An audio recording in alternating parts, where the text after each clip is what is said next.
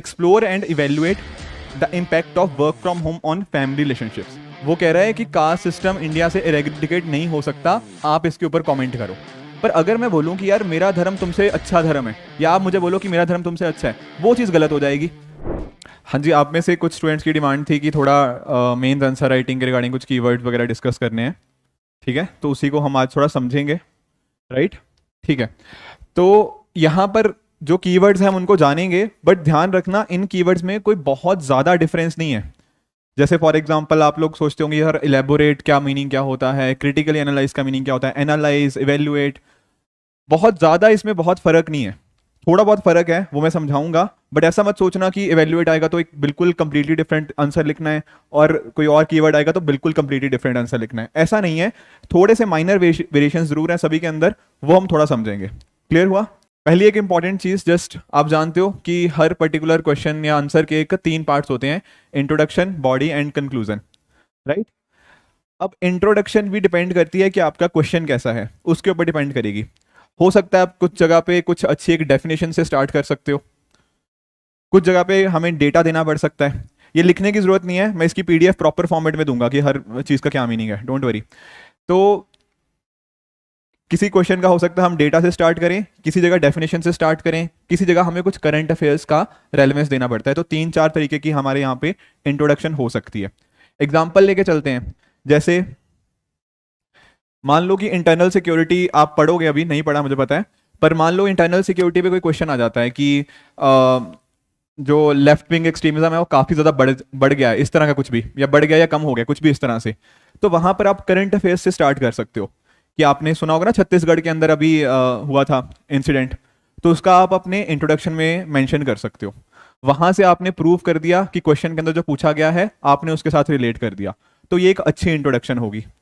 On the other and हो सकता है क्वेश्चन ऐसा पूछे आपसे कि लेफ्ट विंग एक्सट्रीमिज्म के केसेस घट रहे हैं पर अभी भी इंडिया को और काम करने की जरूरत है। ऐसे केस में क्या होगा, आप अगर एक डेटा के साथ उसके स्टार्ट करोगे ना आंसर की, तो ज्यादा बेटर रहेगा। क्यों? क्वेश्चन में क्या पूछा उसने कि केसेस घट रहे हैं पर इंडिया को अभी भी काम करने की जरूरत है, तो आप डेटा के थ्रू उसको सब्सटेंशिएट करके बताओ कि हाँ केसेस घट रहे हैं। Getting the point? तो इस तरह से यहां पर डेटा वाली इंट्रोडक्शन ज्यादा बेटर रहेगी as compare to current affairs. Depend करेगा कि क्वेश्चन पूछ क्या रहा है। क्लियर हुआ ये बात? ठीक है। इसी तरह से सिमिलरली आपका जो सेकंड पार्ट होता है दैट इज बॉडी। अब बॉडी के अंदर ही कीवर्ड्स का काम आता है, जो आज कीवर्ड डिस्कस करेंगे ना कहीं वो बॉडी से ही, बॉडी में ही उनके यूज आएगा, इवेल्युएट, एक्सप्लेन, उन सभी चीज़ों का। तो इसको हम काफ़ी डिटेल में समझेंगे। पर हर चीज़ के अंदर कुछ ना चीज़ें होती हैं जो आपकी बॉडी के अंदर मार्क्स लाने में आपकी हेल्प करती हैं। जैसे आपने पॉलिटी पढ़ा है, तो पॉलिटी के अंदर आपके कुछ आर्टिकल्स होंगे, राइट? जैसे किसी भी चीज़ का, लेट्स से अगर आपके यूनिफॉर्म सिविल कोड की बात हो रही है तो आर्टिकल 44 का जिक्र करना जरूरी है उस आंसर के अंदर। कुछ केसेस होंगे, ठीक है ना, शायरा बानो केस हो गया, शाह बानो केस हो गया, तो कहीं ना कहीं यूनिफॉर्म सिविल कोड के उन चीज़ों का जिक्र करना जरूरी है। Getting the point? तो यहां से कुछ आपके मार्क्स बनेंगे। And lastly third part is conclusion, तो वो आप जानते हो। अब थोड़ा आते हैं हम कीवर्ड्स के ऊपर। जैसे एक एक करके हम एक एक कीवर्ड को समझते रहेंगे और कोशिश करेंगे इनका मीनिंग ढूंढने की। जैसे सबसे पहला ये वाले जो कुछ कीवर्ड्स है ना, enumerate, list down, identify, narrate, define, ये थोड़े इजी कीवर्ड्स है। इजी कीवर्ड्स कहने का मतलब ये डायरेक्टली आपसे इंफॉर्मेशन मांग रहे हैं। जैसे मान लो इन्यूमरेट की हम बात कर रहे हैं, यहां सिंपली क्या करना है, सिंपली 1 2 3 4 करके आपको लिख देना है। जैसे एग्जांपल समझते हैं एक, जैसे ये देखो 2021 में एक क्वेश्चन आया, how does Indian society maintain continuity in traditional social values, enumerate the changes taking place in it. तो यहां पर आपको कुछ ज्यादा कुछ नहीं करना, पहले तो फर्स्ट पार्ट को आंसर करना है, फिर सेकंड पार्ट में ना इन्यूमरेट मतलब 1 2 3 4 करके लिस्ट डाउन कर देना है। सिंपली लिस्टिंग डाउन यहां पे रिक्वायर्ड है, ज्यादा आपको उसका एनालिसिस में नहीं जाना कि ये चीज ऐसे हो रही है, ये चीज वैसे हो रही है, नहीं, सीधा इन्यूमरेट कर दो। एक इससे पहले क्वेश्चन आया था, enumerate the basic features, not basic features, enumerate the features that are seen in, जो हमारा ग्रीको-बैक्टीरियन होता है, आप आर्किटेक्चर में पढ़ोगे उस चीज को, तो वहां पर भी इन्यूमरेट का यूज किया गया था। तो वहां पर भी कुछ नहीं है, आपको जो जो फीचर्स याद आते हैं उनको 1 2 3 4 5 6 करके आपको लिस्ट डाउन करना है, दैट्स इट। जितने ज्यादा आप फीचर्स को लिस्ट डाउन करोगे उतने ज्यादा आप कहीं ना कहीं यहाँ पे मार्क्स कर सकते हो। ज्यादा एनालिसिस में नहीं जाना, इन्यूमरेट की बात कर रहा हूं। Getting the point? इसी तरह से ये लिस्ट डाउन भी लगभग सेम ही चीज है। यहां पर वो डायरेक्टली ना आपसे क्या मांग रहा है, इंफॉर्मेशन मांग रहा है। फैक्चुअल चीजें वो ज्यादा मांग रहा है यहाँ पे। ये जो मैं यहाँ पे स्लाइड के अंदर लेके आया हूँ ना, यहाँ आपको डायरेक्टली फैक्ट्स कोड करने हैं, कोई अपना एनालिसिस ज्यादा एक्सप्लेनेशन में नहीं घुसना है।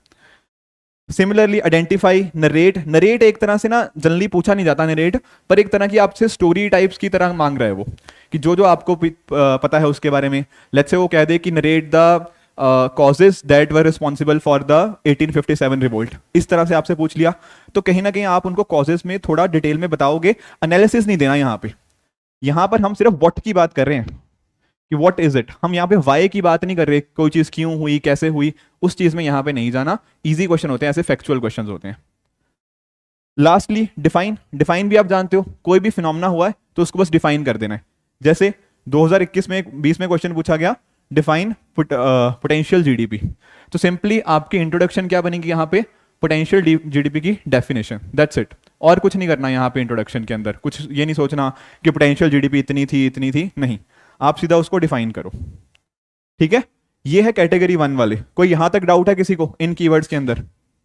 प्योरली इंफॉर्मेशन पूछ रहा है, जो इंफॉर्मेशन मांगी गई है उसको डिलीवर करो, बात खत्म, कोई एनालिसिस करने की जरूरत नहीं है यहाँ पे, कोई पॉजिटिव नेगेटिव नहीं, जबरदस्ती हर जगह पॉजिटिव नेगेटिव नहीं ढूंढने की, यार इसका ये पॉजिटिव है या ये नेगेटिव है।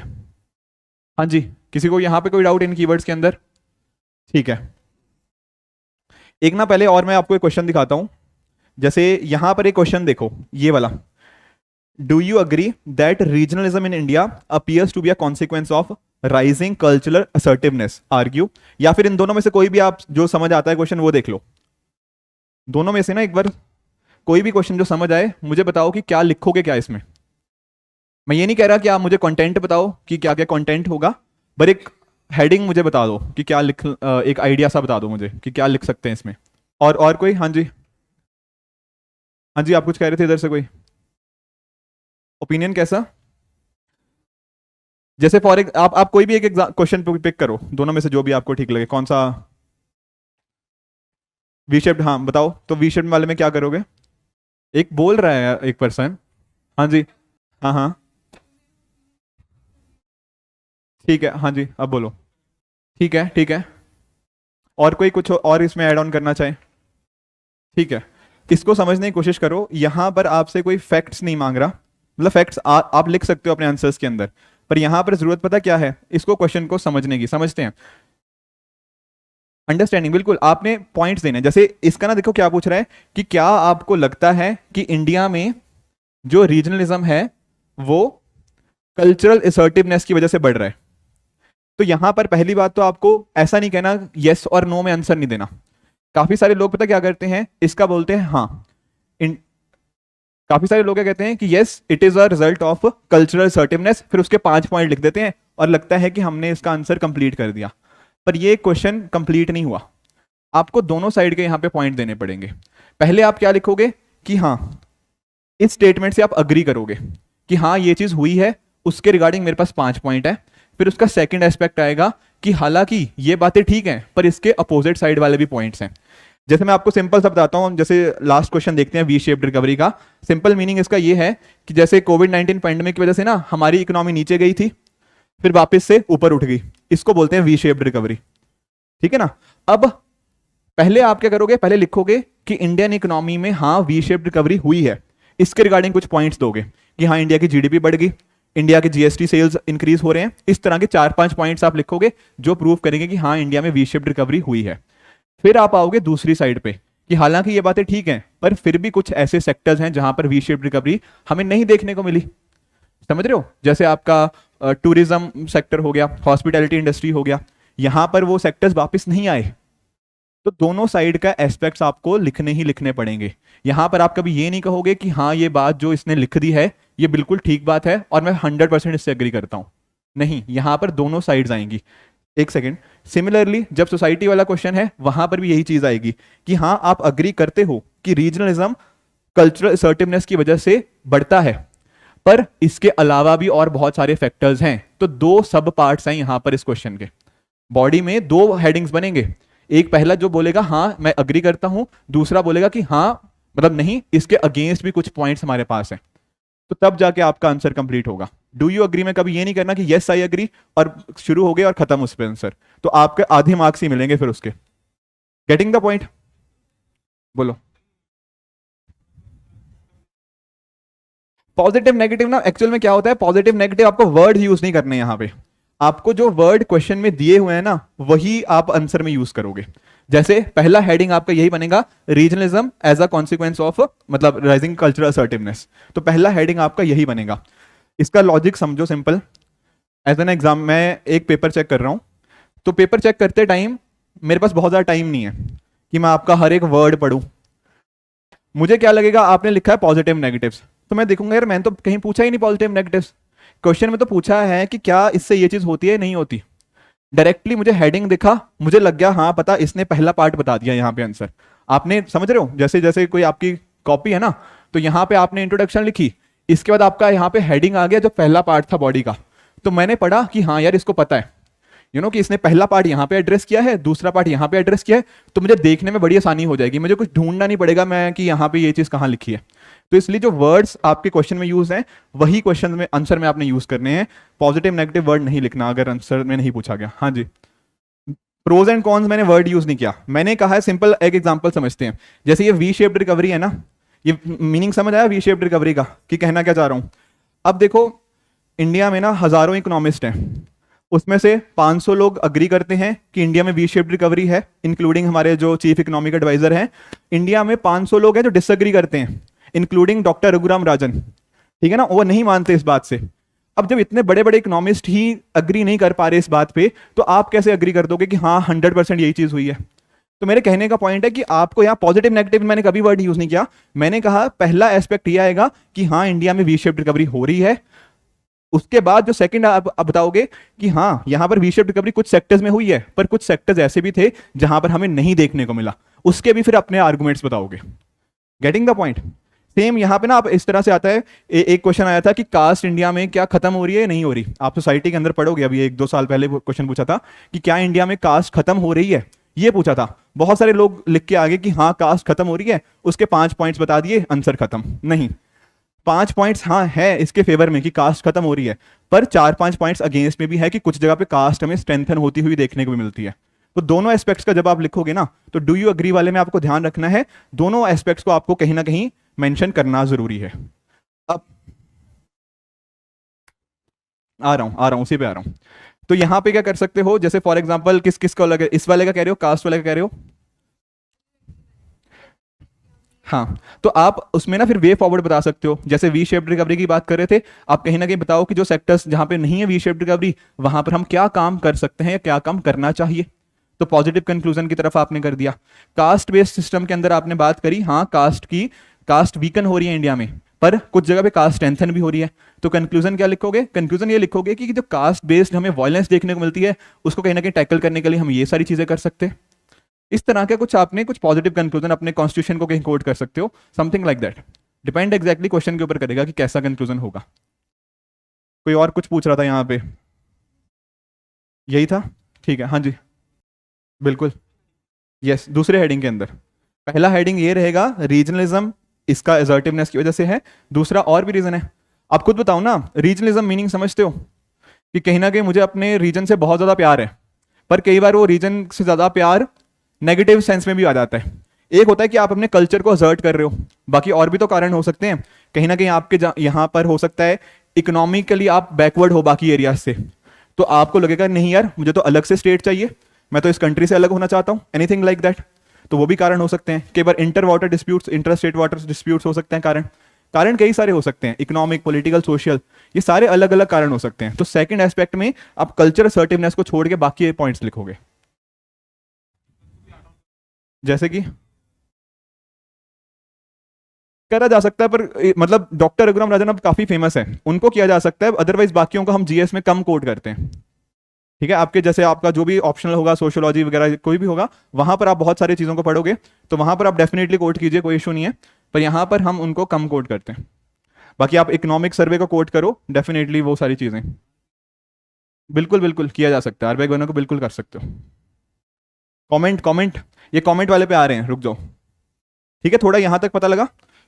अब आ जाओ, थोड़े और कीवर्ड्स हैं यहाँ पे, जैसे elaborate, explain, illustrate, highlight, elucidate, clarify या गिव रीजंस। अब यहां पर ना देखो, अभी तक जो क्वेश्चन पूछे थे वहां पे थोड़ा वो पूछ रहा था व्हाट, कि क्या है, इंफॉर्मेशन ज्यादा मांग रहा था। यहां पर थोड़ा वाई पार्ट भी इंक्लूड हो गया है। तो जो भी आपने इंफॉर्मेशन देनी है ना, साथ में आपको थोड़ा एनालिसिस भी यहां पर देना ही देना पड़ेगा। जैसे फॉर एग्जाम्पल एक्सप्लेन की बात कर लीजिए, ठीक है ना, इलेबोरेट की बात कर लीजिए। इलेबोरेट मतलब किसी चीज को विस्तार में बताने की बात है, तो आपको वाई पार्ट भी कहीं ना कहीं उसमें एनालिसिस अपना इंक्लूड करना ही पड़ेगा। मैं आपको एग्जांपल से बताता हूं। जैसे फॉर एग्जांपल ये है, why is India considered as a subcontinent, elaborate your answer. अपने आंसर को इलेबोरेट करो। तो आपको पता क्या करना है, यहां पे इंडिया कंसिडर्ड सब कॉन्टिनेंट, आपको पहले अलग अलग एस्पेक्ट सोचने पड़ेंगे कि इंडिया को सब कॉन्टिनेंट क्यों कहते हैं।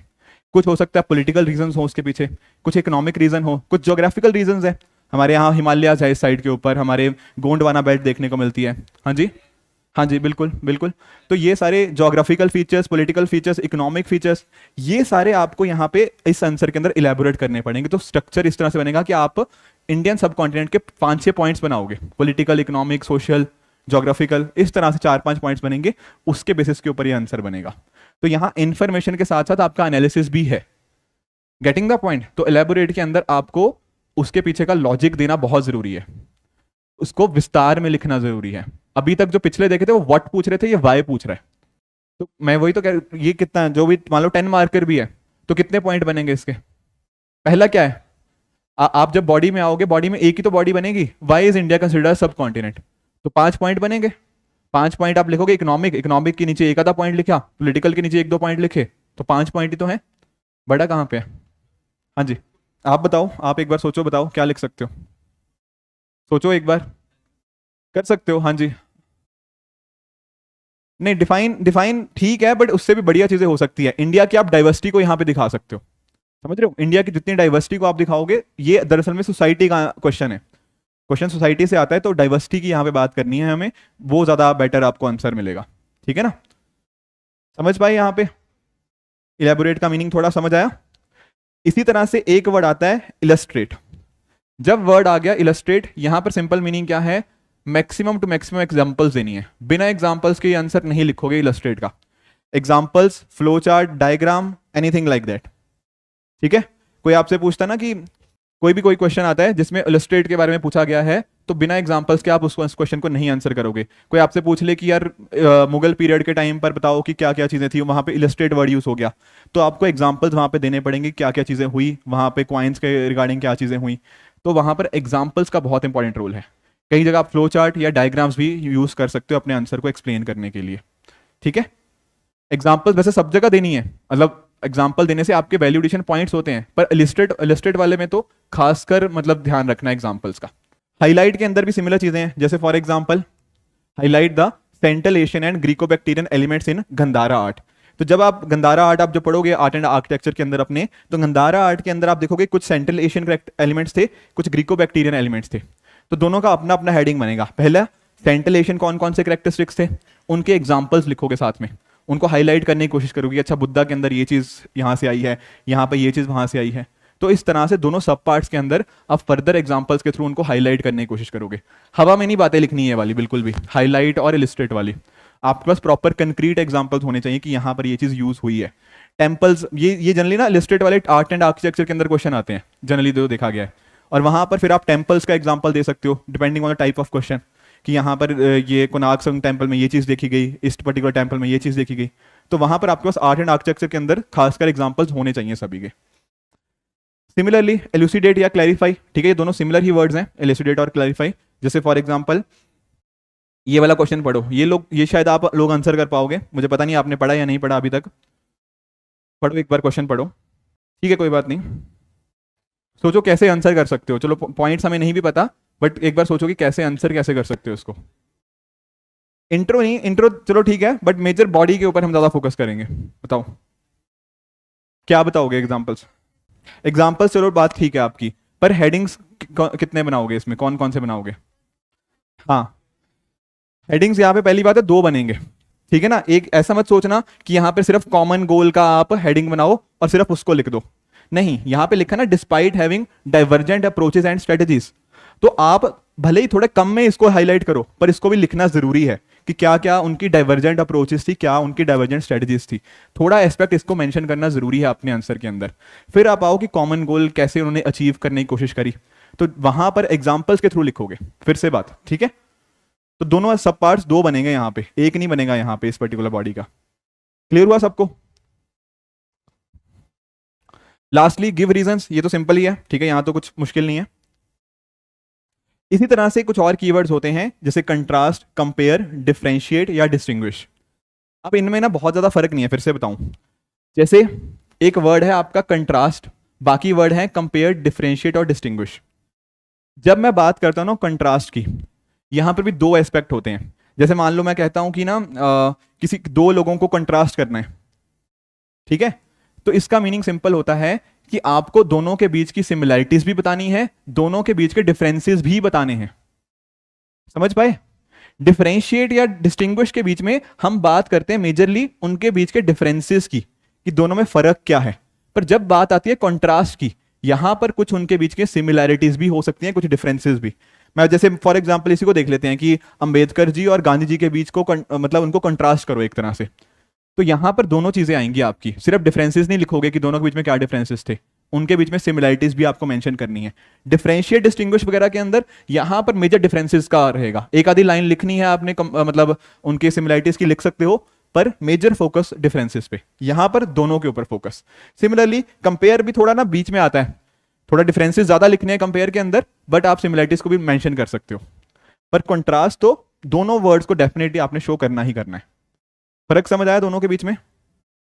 हाँ जी बिल्कुल बिल्कुल बिल्कुल, मतलब डिपेंड करेगा क्वेश्चन पूछा क्या जा रहा है, बट हाँ दो हेडिंग्स आपके बनेंगे वहां पे।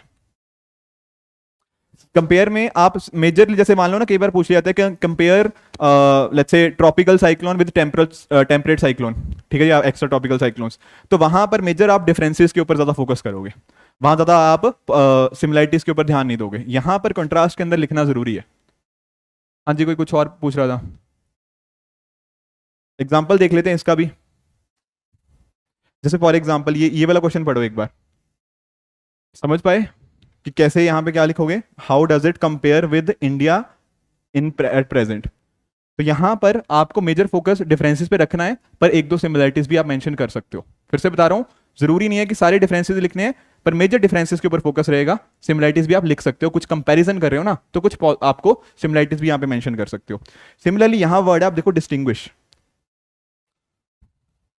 distinguish between religiousness and communalism, giving one example of how the former got transformed into the latter in independent India.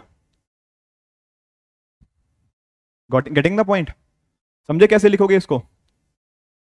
हाँ जी, नहीं, डिस्टिंग्विश का मीनिंग क्या है? डिफरेंसेस। तो यहां पर फोकस मेजर हमारा डिफरेंसेस के ऊपर रहेगा, कि क्या एक साइड आप ऐसा कर सकते हो, एक साइड आपने अपनी शीट की रिलीजियसनेस लिख दिया और दूसरी साइड लिख दिया कम्युनलिज्म, दोनों के बीच में जो डिफरेंसेस हैं वो आप हाईलाइट कर सकते हो। अगर आप चाहो तो इंट्रोडक्शन के अंदर इनके बीच में सिमिलरिटीज भी लेके आ सकते हो। बहुत ज्यादा डिटेल में नहीं जाना सिमिलरिटीज के, मेजर फोकस हमारा क्वेश्चन का क्या है? डिफरेंसेस के ऊपर ही है, पर सिमिलरिटीज को आप हाईलाइट जरूर कर सकते हो एक दो लाइनों के अंदर। समझ पाए? कितना ज्यादा वेटेज देना है बस उसका फर्क है, ज्यादा फर्क नहीं है। मैंने बताया ना, जैसे कंट्रास्ट के अंदर दोनों चीजें आएंगी, सिमिलरिटीज भी डिफरेंसेस भी। बाकियों के अंदर भी लिख सकते हो, बट सिमिलरिटीज कम है बाकियों के अंदर। बाकियों के ऊपर मेजर फोकस हमारा डिफरेंसेस के ऊपर होगा, कंट्रास्ट के अंदर दोनों साइड आएंगे आपकी। क्लियर है सबको? हाँ जी, कोई डाउट लास्ट में? कुछ डाउट्स? दोनों को बता दिया। फिर कम्युनलिज्म एक प्रॉब्लम है, रिलीजियसनेस ना दरअसल में एक पॉजिटिव वर्ड है। जैसे मेरे धर्म के अंदर, मुझे मेरा धर्म पसंद है, आपको आपका धर्म पसंद हो सकता है, परफेक्टली फाइन। पर अगर मैं बोलूं कि यार मेरा धर्म तुमसे अच्छा धर्म है, या आप मुझे बोलो कि मेरा धर्म तुमसे अच्छा है, वो चीज गलत हो जाएगी। वो यहाँ पे रिलीजियसनेस और कम्युनलिज्म में फर्क आ जाता है। समझ रहे हो? एक होता है मेरा अपने रिलीजन के लिए प्यार, अच्छी बात है, कोई दिक्कत नहीं है, पर मेरा प्यार किसी गलत चीज के लिए यूज हो तो दैट इज कम्युनलिज्म। अब आप कहीं ना कहीं एंड में बता सकते हो कि कम्युनलिज्म इशू है इंडिया के अंदर, तो कैसे उसको टैकल कर सकते हैं, या फिर हाँ जी, तो वो कंक्लूजन में आ जाएगा बिल्कुल वे फॉरवर्ड में। हाँ जी, लास्ट ये कुछ है, जैसे for example do you agree, तो हमने समझ लिया। अब ये वाले ना comment, evaluate, discuss, analyse, examine, ये ऐसे कीवर्ड्स हैं जो बहुत ज्यादा आपको डिटेल में बताने पड़ेंगे। ये यहां पर ना जब ये कीवर्ड्स आ जाते हैं ना, ये ओवरऑल काफी डिटेल में यहां पे जाने की जरूरत है। एक इनफैक्ट इसके साथ एक और टर्म है, दैट इज जस्टिफाई। अब समझने की कोशिश करना, मान लो एक मैं आपको कोई क्वेश्चन दे रहा हूं कि India, the economic growth of India has grown since 1991, जब से एलपीजी रिफॉर्म्स हुए हैं उसके बाद इंडिया की ग्रोथ बढ़ गई है, और मैंने आगे यूज कर दिया क्या, जस्टिफाई। इसका क्या मीनिंग है इस क्वेश्चन का? एग्जैक्टली यहां पर ना एग्जामिनर ने एक चीज आपको बता दी है कि इंडिया में ये चीज हुई है। अब आपको उसके रिगार्डिंग आर्गुमेंट्स देने हैं कि हाँ ये चीज कैसे कैसे हुई है। आपको यहां पर नेगेटिव नहीं जाना, इसके साथ डिसएग्री नहीं करना। यहां पर एग्जामिनर ने ऑलरेडी बायस स्टेटमेंट दी है, मतलब एक तरह की एक सर्टेन एस्पेक्ट में स्टेटमेंट दी है, आपको उसको प्रूव करने की कोशिश करनी है। ऑन द अदर हैंड मान लो मैं बोल देता हूं the economic growth in India has increase since 1991, फिर उसने डाल दिया इवेल्युएट। अब क्वेश्चन बदल गया। अब यहां पर आप देखने की कोशिश करोगे कि हाँ क्या एक्चुअल में हुई है या नहीं हुई है। हो सकता है आप एक साइड लिखो कि हाँ हुई है, उसके रिगार्डिंग कुछ पॉइंट्स बताओगे, या फिर आपको लगता है कि नहीं हुई। हो सकता है आप बोलोगे नहीं यार एग्रीकल्चर नीचे गया, या फिर इस तरह की चीजें हुई, कुछ लोगों के ऊपर पॉवर्टी बढ़ गई, लोग गरीब ज्यादा हो गए, रिच और पुअर के बीच का इंपैक्ट जो गैप था वो बढ़ गया। तो इवेल्युएट के अंदर ना आपको अपने हिसाब से उसको इवेल्युएट करना है। आप दोनों साइड बता सकते हो इवेल्युएट के अंदर। जस्टिफाई के अंदर जो एग्जामिनर ने पूछा गया है, जो बता रखा है उसने स्टेटमेंट के अंदर, उसी के साथ अग्री करते हुए आपने उसको प्रूव करने की कोशिश करनी है। फर्क समझ आए? यहां पर उससे डिसएग्री नहीं करना कि आप बोलो कि नहीं यार ये तो गलत कह रहा है, हम ऐसे डिसएग्री कर जाऊं। जस्टिफाई के अंदर ये चीज नहीं होगी। जस्टिफाई के अंदर आप अग्री करोगे उससे। मैं वही कह रहा हूं, ज्यादा फर्क नहीं है एनालाइज एवेल्युएट के अंदर, ये सिमिलर वर्ड्स हैं, ठीक है ना। एनालाइज एवेल्युएट सिमिलर वर्ड्स हैं, जस्टिफाई एक अलग वर्ड है। जस्टिफाई के अंदर आप उससे अग्री करोगे। उसी तरह से एक वर्ड आता है कमेंट। अब कमेंट में अंदर क्या होगा, आपको ना एक स्टैंड की तरफ थोड़ा झुकाव रखना पड़ेगा। जैसे मान लो यही मैंने बोल दिया, सेम क्वेश्चन है कि 1991 के बाद इंडिया की ग्रोथ रेट हुई है, उसने लिख दिया कमेंट। अब यहां पर भी आप दोनों के पॉजिटिव नेगेटिव्स बताओगे, पॉजिटिव नेगेटिव्स नहीं, आप बताओगे कि हाँ ये बात ठीक कह रहा है या गलत कह रहा है। उसके बाद आप एक कंक्लूजन की तरफ बढ़ने की कोशिश करोगे। यहां बहुत बैलेंस रहने की जरूरत नहीं है कमेंट के अंदर। कमेंट के अंदर ही इज एक्सपेक्टिंग कि आप उसके ऊपर कमेंट करो एंड एक स्टैंड की तरफ जाओ। तो आप यहां पर स्टैंड ले सकते हो कि हाँ यार ये चीज नहीं हुई या ये चीज हुई है। समझ पाए इस बात को? कमेंट के अंदर एक स्टैंड की तरफ हमें जाना है, न्यूट्रल नहीं। मैंने बोला थोड़ा एक एक चीज को ज्यादा फेवर करना है कमेंट के अंदर। बिल्कुल बिल्कुल, विद एविडेंसेस। बिना एविडेंसेस के तो कोई चीज होगी ना, बिना एविडेंसेस के तो बोलते रहो, विद एविडेंसेस ही करना है। मैं आपको एग्जांपल दे देता हूं, चलो इसी को जो आपने पूछा है ना। जैसे अगर मान लो कोई पूछे कि 1991 के बाद क्या हमारी इंडियन इकोनॉमी अच्छा परफॉर्म कर रही है, खराब परफॉर्म कर रही है, तो आपको एविडेंसेस देने ही देने पड़ेंगे। जैसे फॉर एग्जांपल आप बताओ, मान लो आप लिखते हो कि जीडीपी ग्रोथ बढ़ी है, तो आपको बताना पड़ेगा कि हाँ पहले हमारी जीडीपी ग्रोथ लगभग 3 से 4% थी प्रायर टू 1991, उसके बाद 6-7% के आसपास ग्रो करी है। तो आपने प्रूव कर दिया, हवा में बात नहीं लिखी कि इंडिया की इकोनॉमिक ग्रोथ हुई है। आप बता सकते हो कि सर्विस सेक्टर, बिल्कुल बता सकते हो, हाँ जी ठीक है ना, सर्विस सेक्टर हमारा बूस्ट हुआ है, तो यहां पर भी कुछ पॉइंट्स बताने पड़ेंगे कि इतने सारे लोग हमारे यहाँ पे सर्विस सेक्टर के अंदर हैं। ऐसे 5-6 पॉइंट्स आपको यहाँ पे, सॉरी बिल्कुल, तो ये सारे आपको 5-6 पॉइंट्स इस तरह से यहाँ पे देने पड़ेंगे, एमएनसीज का राइज होना। इसी तरह से आप डिसएग्री करते हो तो वहां पर भी आप कुछ पॉइंट्स बताओ, जैसे रिच एंड पुअर के बीच का जो डिवाइड है वो बड़ा है। अब यहां पे भी ऐसा नहीं लिखना कि रिच एंड पुअर के बीच का डिवाइड बड़ा है, आपको यहां पर कुछ कोट करना पड़ेगा। जैसे ऑक्सफैम की रिपोर्ट आप जानते होंगे, सुना है ना ऑक्सफैम की रिपोर्ट, सुन लोगे कोई नहीं करंट अफेयर्स में कभी, ठीक है। ऑक्सफैम की एक रिपोर्ट आती है, आपने वैसे सुना होगा कि इंडिया के 1% अमीर लोगों के पास 70% वेल्थ है, वो ऑक्सफैम रिपोर्ट के अंदर होता है, ठीक है ना। तो इसको आपने कोट कर दिया कि ये बड़ी है। इसी तरह से आप बता सकते हो एग्रीकल्चर हमारा नीचे गया है, एग्रीकल्चर पहले अच्छी खासी जीडीपी में कंट्रीब्यूट करता था, अब नहीं करता। तो इस तरह से ना आपको पॉइंट्स अपने बता रहे हो, जो भी पॉइंट्स बता रहे हो उसको डेटा के साथ सब्सटेंशिएट करने की कोशिश करनी है, कुछ रिपोर्ट्स, कुछ भी इस तरह का, anything you read in current affairs, तो वो करंट अफेयर्स यहाँ पे आप मेंशन करोगे, तब जाके आपके पॉइंट की रेलेवेंस आएगी। अदरवाइज लिखने के लिए कोई भी लिख सकता है कि ये ऊपर गया ये नीचे गया, उनको पॉइंट्स के साथ आपको विद एविडेंस यहाँ पे सब्सटेंशिएट करना है। वो जो वी शेप्ड रिकवरी वाला था ना, जो वी शेप्ड रिकवरी देखा था ना, डू यू एग्री वाला, वहां पर भी बिना पॉइंट्स के आप नहीं बताओगे। प्रॉपर डेटा मुझे चाहिए कि हाँ यार इतना % जीडीपी ग्रो हो रही है, इतना % टैक्स कलेक्शन बढ़ा है, एनीथिंग लाइक दैट, पर नंबर्स के बिना वो आंसर नहीं हो सकता। क्लियर हुए पॉइंट्स? ठीक है, जैसे कुछ क्वेश्चंस देखते हैं। जैसे पहला देखो, यहां पर वो क्या कह रहा है, explore and evaluate the impact of work from home on family relationships. 2022 का क्वेश्चन है, अब समझने की कोशिश करो क्या लिखोगे इसमें, मतलब मैं पॉइंट्स नहीं मांग रहा, बट सोचो कि क्या लिख सकते हैं इसमें। हाँ, समझ पाए? यहां पर एक साइड पे नहीं जाना कि हाँ वर्क फ्रॉम होम का पॉजिटिव ही इंपैक्ट था फैमिली रिलेशनशिप के ऊपर, नेगेटिव भी था, ठीक है ना। Domestic violence is one of those things.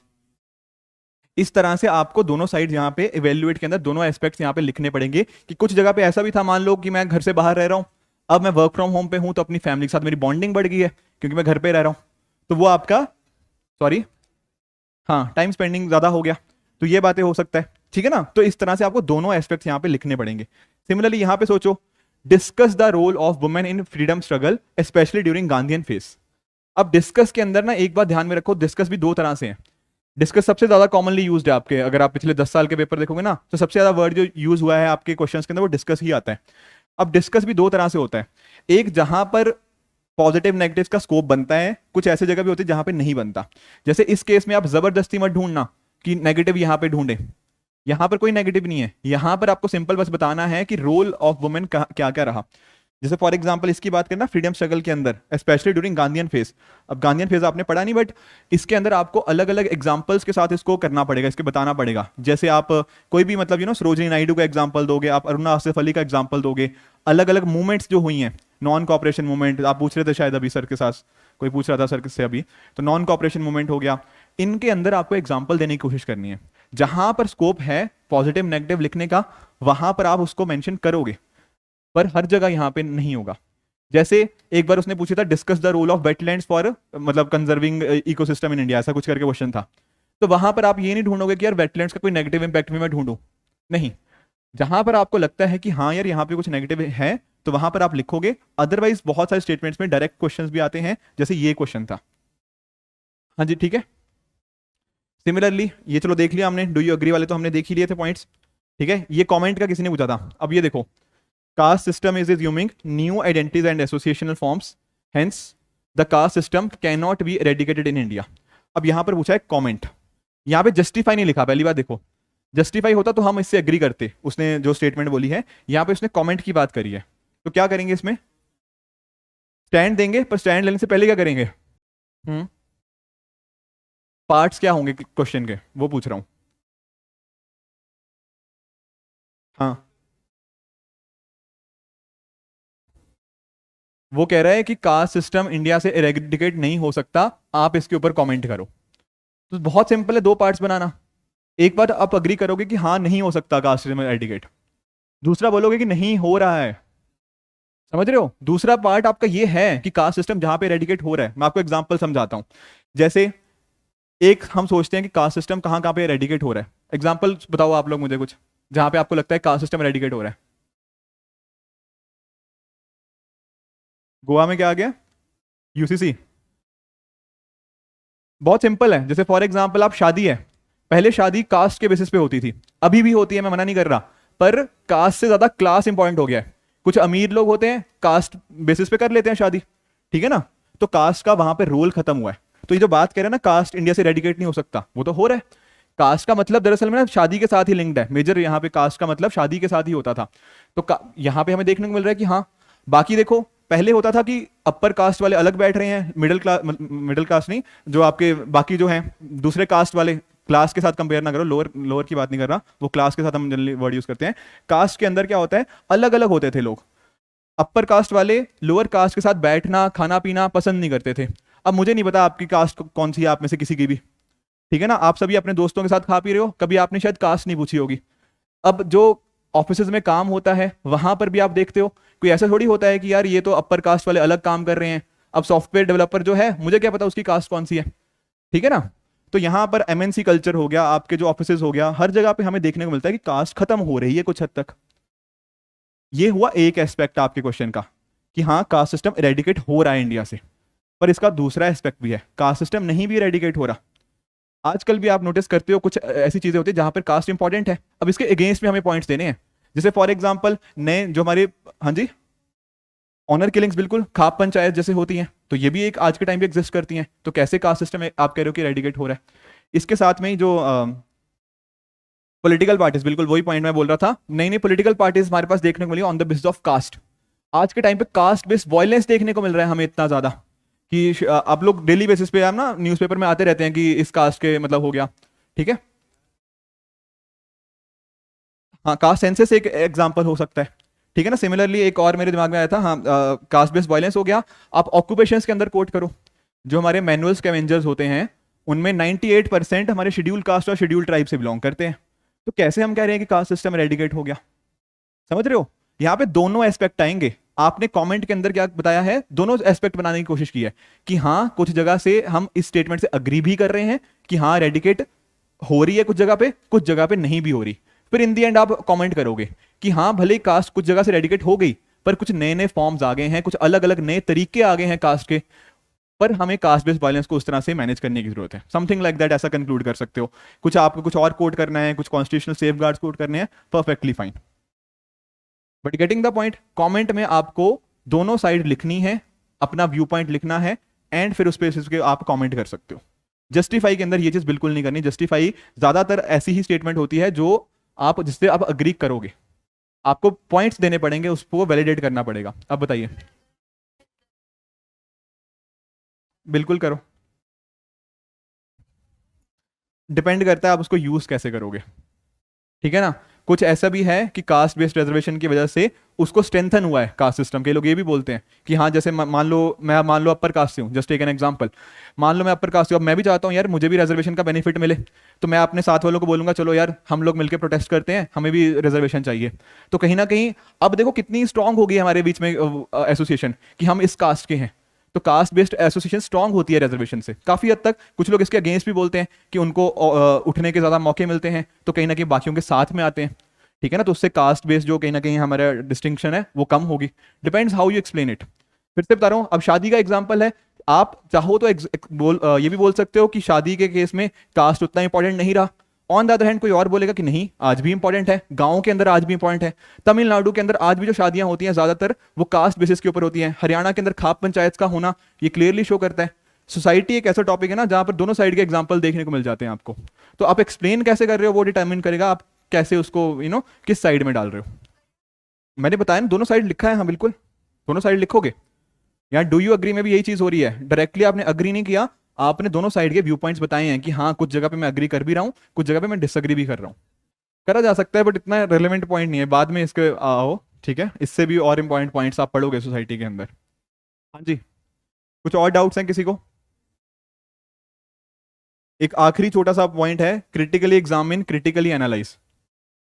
अब इसको समझो, क्रिटिकली का मतलब ये नहीं होता कि क्रिटिसाइज ही करना है उसको। काफी लोग मतलब ना क्रिटिकली जहां भी वर्ड आ गया कि हाँ अब तो नेगेटिव नेगेटिव नेगेटिव लिखने हैं, ऐसा नहीं है।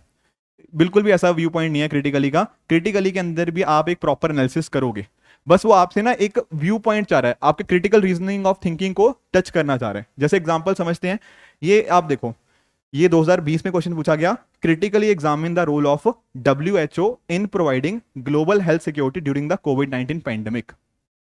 अब इसका कैसे लिखोगे आंसर? क्रिटिक में जाना है, मना नहीं कर रहा, पर यहां पॉजिटिव्स भी लिखने हैं। क्या कर सकता नहीं, पहले आप लिखोगे क्या किया इसने, ठीक है, क्या गलत किया या क्या नहीं किया, फिर आप कहीं ना कहीं कह सकते हो कि कैसे उसको ठीक किया जा सकता था। नहीं ऐसा नहीं है, आप लिख सकते हो पहले पॉजिटिव से स्टार्ट करो, कोई दिक्कत नहीं है, ठीक है, कोई इशू नहीं है। यहां पर मैं फिर से बता रहा हूं, क्रिटिकली का मतलब कभी ये मत सोच लेना कि इसका मतलब है कि नेगेटिव नेगेटिव लिखना, नहीं बिल्कुल भी ये नहीं है। वो आपसे रीजनिंग चाहता है, आपसे वो चाहता है कि हाँ आप थोड़ा क्रिटिसाइज करो, पर आपको उसके पॉजिटिव्स भी हाईलाइट करने हैं। तो यहां पर आप ना बताओगे WHO ने क्या क्या अच्छा काम किया ड्यूरिंग कोविड-19 पैंडेमिक, उसके 3-4 पॉइंट्स, फिर आप आओगे कहां पर अच्छा काम नहीं कर पाया, ठीक है ना, कहां पर उसने कोविड-19 पैंडेमिक को रोकने के लिए अच्छा काम नहीं किया। फिर लास्टली आप अपने कंक्लूजन के अंदर बता सकते हो कि ये अगर मेजर्स लिए जाते शायद हम कोविड-19 पैंडेमिक को बेटर ढंग से बता पाते, ठीक है। तो क्रिटिकली वाले में सब लोग गलतियां करते हैं काफी लोग, तो वो चीज आप मत करना, इसमें दोनों एस्पेक्ट आपको लिखने पड़ेंगे। हाँ जी बिल्कुल, ठीक है। तो ये कुछ एग्जाम्पल्स थे, बट ध्यान में क्या रखना है, ध्यान में ये रखना है कि ना जब भी आप लिखो, मैंने बस तो बताया हर हर जगह पे जहां पे एग्जाम्पल्स लिखने की जरूरत है, बट इलिस्ट्रेट वाले में मैक्सिमम टू मैक्सिमम एग्जाम्पल्स लिखने होंगे पड़ेंगे।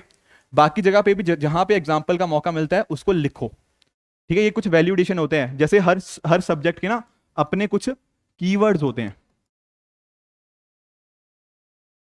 जैसे आपने पॉलिटी पढ़ा है, तो पॉलिटी के अंदर ना आपको ये आर्टिकल्स हो गया, आपके जो केसेस हो गया, हाँ मतलब डीपीएसपी सारा कुछ आ गया, फंडामेंटल राइट, फंडामेंटल ड्यूटी, सब कुछ। ये आपके लिए वैल्यू एडिशन के पॉइंट्स हैं, जहां जहां पे इनको लिख सकते हो उनको लिखना चाहिए, जबरदस्ती नहीं लिखना, बट जहां पे बनती है बात वहां पे लिखना चाहिए। अगर मान लो ऑर्डिनेंस के ऊपर क्वेश्चन आया तो ऑर्डिनेंस के जो भी केसेस हैं, आर्टिकल 123 आर्टिकल 213 है, उनको वहां पर आप आंसर में कोट करना।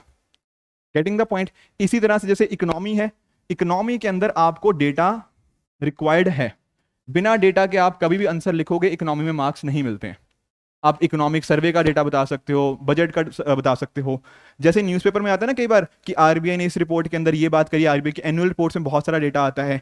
जैसे मान लो नॉन परफॉर्मिंग एसेट्स के ऊपर कोई क्वेश्चन आया तो एनपीए बताओ कि इंडिया में एनपीए कितने चल रहे हैं, कितने बैंक से कितने परसेंटेज एनपीए है। बिना डेटा के इकोनॉमी का आंसर लिखोगे कभी भी मार्क्स नहीं मिलेंगे।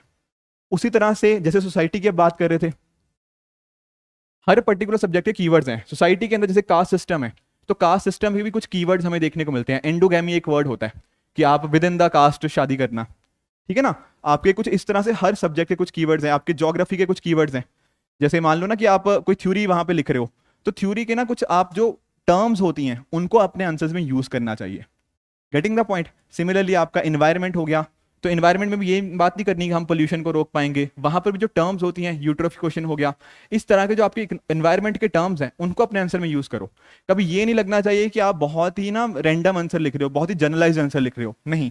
हर पर्टिकुलर सब्जेक्ट के जो कीवर्ड्स होते हैं, ऐसा लगना चाहिए कि इन्वायरमेंट का आंसर पढ़ के आपको लगे कि हाँ इन्वायरमेंट का आंसर चल रहा है। कोई किसी ऐसा बंदे ने लिखा जिसको इन्वायरमेंट की अच्छी खासी जानकारी है, वो ये कीवर्ड्स आपको यहाँ पे हेल्प करते हैं, ठीक है। सिमिलरली एथिक्स का लिखोगे तो एथिक्स के अंदर भी अगर आप मान लो कीवर्ड्स को यूज नहीं करते हो, जो एटीट्यूड, एप्टीट्यूड, ठीक है, इस तरह के आपके टर्म्स हैं आपके जो सिलेबस के अंदर, इमोशनल इंटेलिजेंस वर्ड को यूज करना, इंटीग्रिटी हो गया, ये सारे वर्ड्स आपके एथिक्स के हैं। तो जब एथिक्स का आंसर लिखना है तो इन कीवर्ड्स को अपने आंसर में लिखना ही लिखना है, अदरवाइज वो जनरलाइज्ड आंसर बन जाएगा एंड इस वजह से मार्क्स नहीं मिलते हैं, ठीक है। पर कोशिश ये करना जहां पर एग्जाम्पल्स हो पाए, जहां पर डेटा, जहां पे फैक्ट्स, फिगर और एक तरह से मैप इंडिया का यहाँ पे बना पाओ, उतना ज्यादा यहाँ पे बेहतर आपको मार्क्स मिलने की पॉसिबिलिटी रहती है। जहां पे अलग से लिख दिया एग्जाम्पल लिखो, वहां तो लिखने ही लिखने हैं, वहां भर के लिखने हैं, पर जहां पर भी अपॉर्चुनिटी मिलती है एग्जाम्पल्स लिखने की, उतने ज्यादा आप मार्क्स कहीं ना कहीं बूस्ट कर सकते हो, ठीक है। वही आपके एक आंसर को ना जनरलाइज आंसर की जगह एक स्पेसिफिक आंसर बना पाएंगे।